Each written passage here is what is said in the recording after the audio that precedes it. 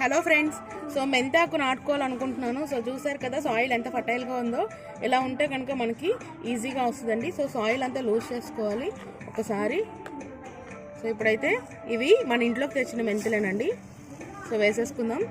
మెంతాకు పడిపోతుంది అనుకునే వాళ్ళు మాత్రం లైన్స్ లాగా తీసేసి వేసుకోవాలండి.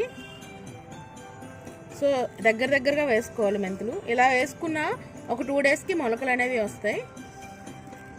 సో దీనిపైన లైట్గా సాయిల్ అప్లికేషన్ అనేది చేయాలి. సో ఇప్పుడు వీటిపైన సాయిల్ అప్లికేషన్ అనేది చేసుకోవాలి. సో లైట్గా బ్రష్ చేసుకోవాలి. ఇప్పుడు వాటర్ చేసుకోవాలి. అంతేనండి, మెంతికూర పెంచడం చాలా ఈజీ.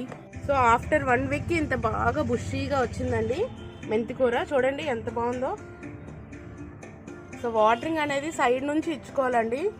చూసారు కదా, ఎక్కడ కూడా అసలు చిన్నది కూడా చెదరలేదు. సో ఇట్లాంటి మరిన్ని వీడియోస్ కోసం నా ఛానల్ని సబ్స్క్రైబ్